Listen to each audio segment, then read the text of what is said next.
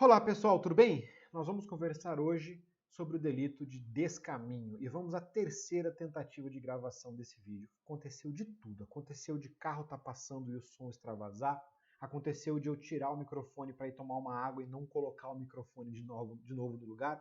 Então nós vamos à terceira e espero que última tentativa de gravar esse vídeo sobre descaminho, tá bom?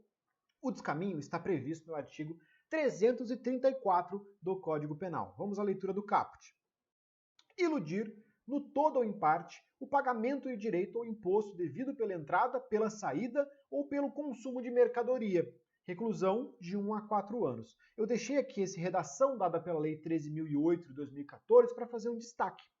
Até 2014, o contrabando e o descaminho faziam parte do mesmo tipo penal.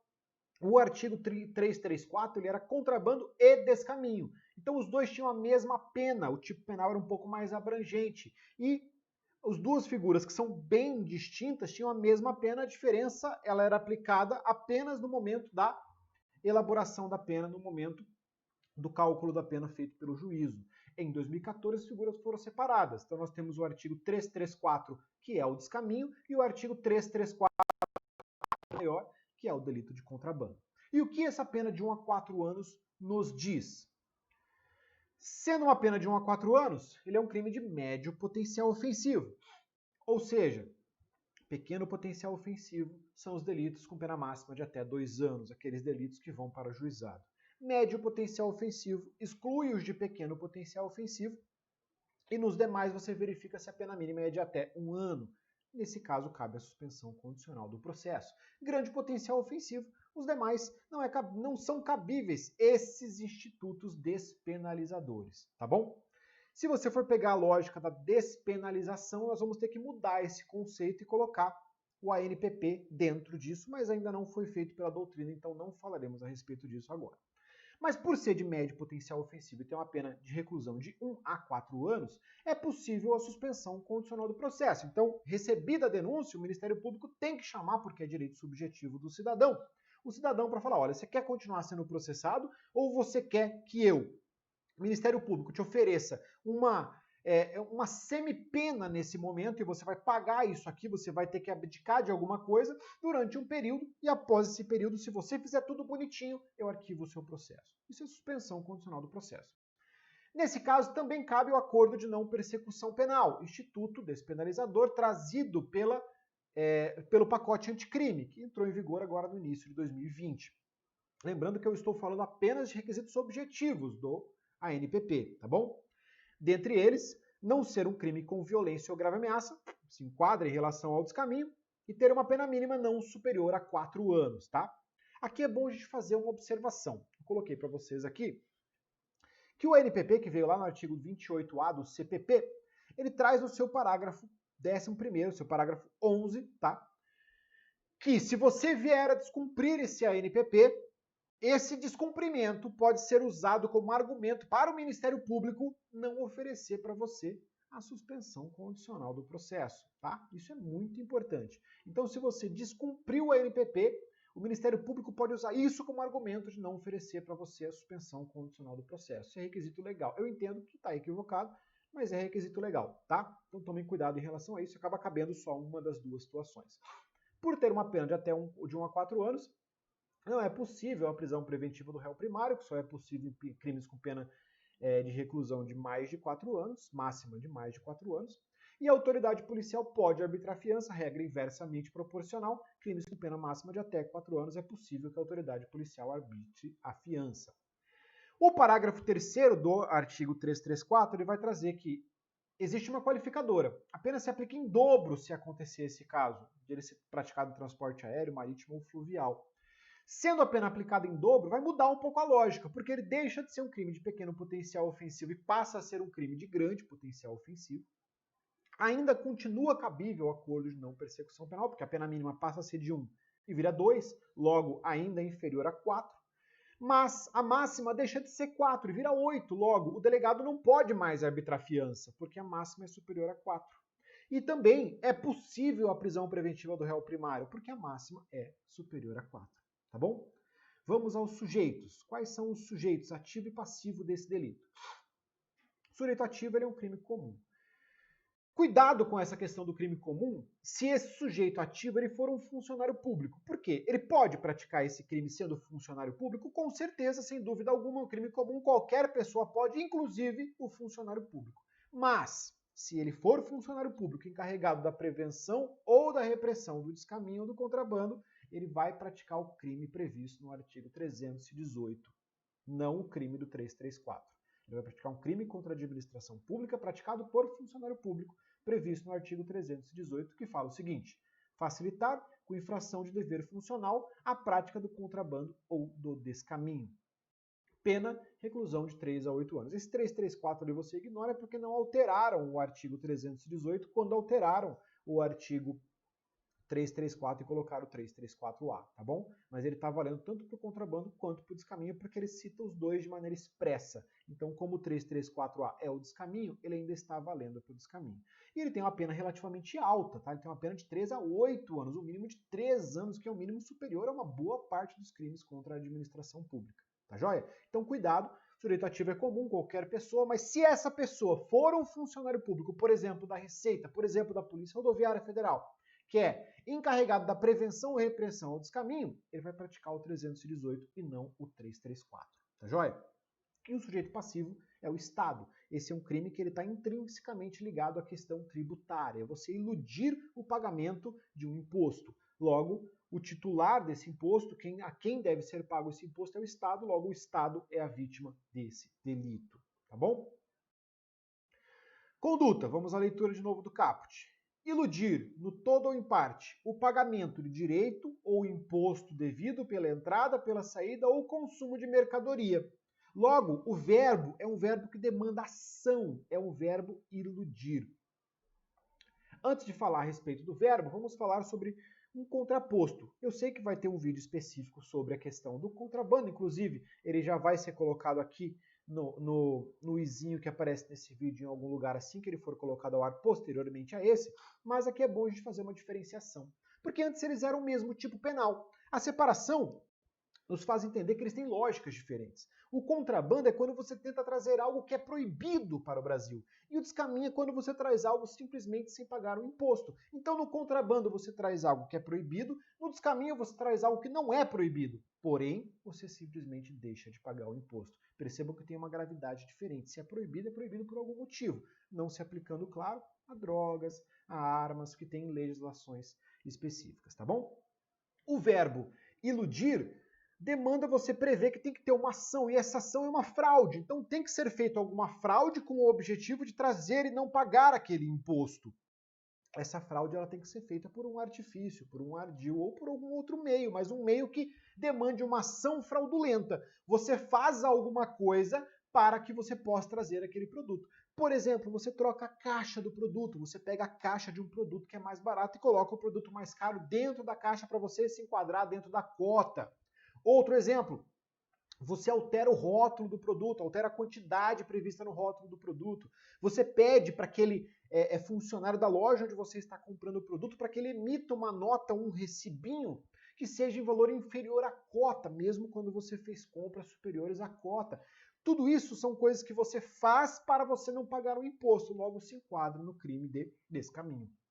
Eu entendo que você, tendo uma conduta omissiva, e eu me filio à lógica de Rogério Sanches Cunha e alguns outros doutrinadores, que se você tem simplesmente uma omissão, isso não poderia ser considerado contrabando ou descaminho. Então demanda uma ação, você tem que fazer alguma coisa para você se enquadrar no contrabando ou descaminho. Só você deixar de fazer não se enquadraria. E o motivo é muito simples, o verbo é iludir, não tem nada relacionado à omissão específica. Mas o STJ tem entendido que você simplesmente deixar de declarar que está trazendo alguma coisa é o suficiente para você se enquadrar em relação ao descaminho, que aumenta muito, porque a pessoa que compra no Paraguai, eu vou dar o exemplo do Paraguai porque é o mais próximo a nós aqui em Mato Grosso do Sul, eu estou em Campo Grande, aqui nós temos uma cidade a 300 e poucos quilômetros, que é uma cidade irmã do Paraguai. Metade da cidade é Brasil, metade da cidade é Paraguai. Logo, você atravessa a rua, você está no Paraguai, você compra e atravessa a rua, está no Brasil. As pessoas compram e trazem para cá sem passar pelo imposto, sem passar pela receita. Somente o fazer isso para o STJ ele já tem entendido que se enquadra no crime de descaminho. Então tome muito cuidado em relação a isso. Outro ponto importante a se falar é que nós temos uma súmula vinculante, a súmula vinculante número 24, que ela se aplica aos crimes tributários. Então, os crimes contra a ordem tributária, quando você vai lá e deixa de pagar algum imposto por algum motivo, esses crimes, eles só podem ser considerados típicos para o direito penal quando encerrado o procedimento administrativo. Então, o administrativo, o direito principal que tem que cuidar do pagamento de imposto, ele vai verificar, olha, houve sim o não pagamento desse imposto. A partir daí, temos um fato típico. Até aí não se tem fato típico, entendeu? Isso vale para os crimes tributários. Eu falei para vocês que o crime de descaminho segue uma lógica tributária, mas o STJ e o STF entendem que o descaminho ele é um crime formal, portanto, independe dessa questão da via administrativa. Independe também da questão do pagamento, porque é outra regra que se aplica aos crimes tributários. Quando você paga o tributo, extingue-se a punibilidade daquele delito. Essas duas regras, para o STJ e para o STF, elas não se aplicam ao crime de descaminho. Trouxe para vocês duas decisões importantes. STF-HC 121798 da Bahia e STJ, recurso em habeas corpus 47893 de São Paulo, tá bom? Então tome cuidado em relação a isso para os tribunais superiores, posição da qual eu não concordo definitivamente, mas para os tribunais superiores é um crime formal e, sendo um crime formal, não interessa se houve ou não houve encerramento da via administrativa e se houve ou não houve pagamento posterior daquele valor de imposto devido, tá? O elemento subjetivo, a voluntariedade, ele é um crime doloso, não pode ser culposo, então você tem que saber que você está infringindo aquela norma para que você responda pelo crime de descaminho. Um ponto importante está em relação à insignificância. Como eu falei para vocês já em várias oportunidades, o direito penal ele é subsidiário, o direito penal é muito forte, ele pode mexer com o que é mais importante para o ser humano depois da vida, que é a sua liberdade. E por ser muito forte, tem uma força muito superior a outros tipos de direito, não falando nada em relação a isso, mas por ser fodão, ele tem que ser aplicado só em último caso. Você só chama o direito penal quando nada mais conseguir resolver aquele problema. E em relação ao descaminho e outras lógicas tributárias, veio uma norma interna para a Receita Federal para que não se execute nenhum tipo de imposto inferior no início a 10 mil reais. Então veio uma norma, uma legislação específica disso, falando, ó, até 10 mil reais não compensa para nós, Estado, executarmos, porque o valor não vai compensar o gasto com o processo. Então o Estado pode negativar, pode fazer um monte de coisa, mas ele não vai entrar com o processo de execução, porque existia um processo de execução de impostos de 100 reais. Não custa nem a luz que aquele processo vai gastar. Então o Estado estava jogando dinheiro no lixo. Depois aumentou-se esse valor para 20 mil reais. Então hoje, em 2020, o Estado não executa impostos inferiores a 20 mil reais. E aí surge aquela dúvida, pera, mas se o Estado não vai nem executar, a gente vai prender o cara? Se o Estado não quer perder o seu tempo executando aquele cara, eu vou gastar o tempo e o dinheiro do Estado no direito penal prendendo aquele cara por um valor que o Estado nem mesmo vai receber, nem quer receber.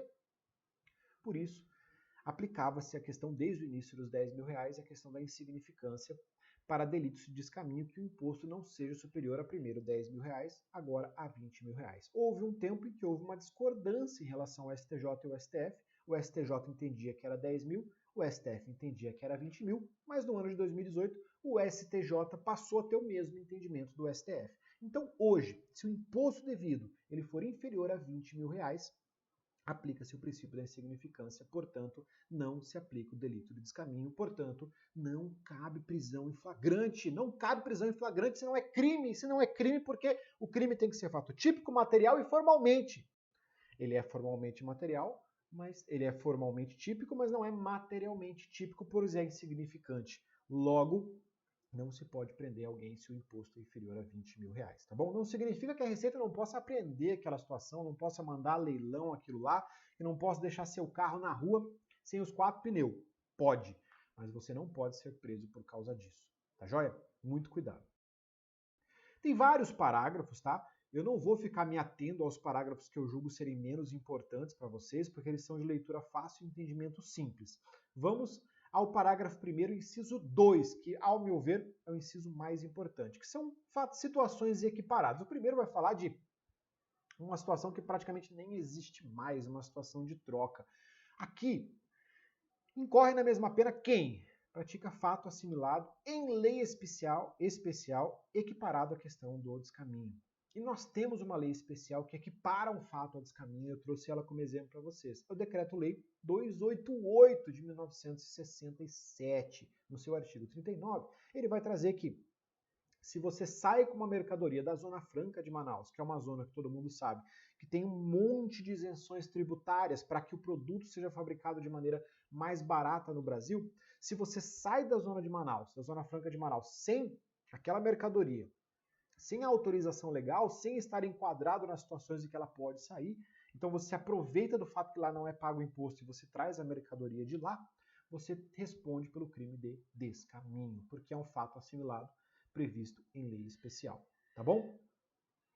Para a gente encerrar, o parágrafo 3º vai trazer, como eu disse para vocês no começo, vai trazer para vocês uma qualificadora que vai aplicar a pena em dobro se esse crime é praticado em transporte aéreo, marítimo ou fluvial. Ou seja, se você está praticando de uma forma que vai dificultar mais o Estado, propositalmente, dolosamente, vai dificultar mais o Estado de conseguir chegar até você, você responde com um crime mais grave, com uma pena mais grave, com uma pena em dobro em relação a esse delito. Até pouco tempo atrás, essa questão de voos, principalmente, essa regra só se aplicava a transportes aéreos de voos irregulares. Então, o voo regular, que já vai passar pela Receita Federal, você não está fazendo nada além de nada para você poder trazer aquele produto. Você não está tendo uma medida extra para você esconder da administração alguma coisa, portanto, não justifica que você tenha uma pena em dobro nesse caso. Mas tomem cuidado, tá?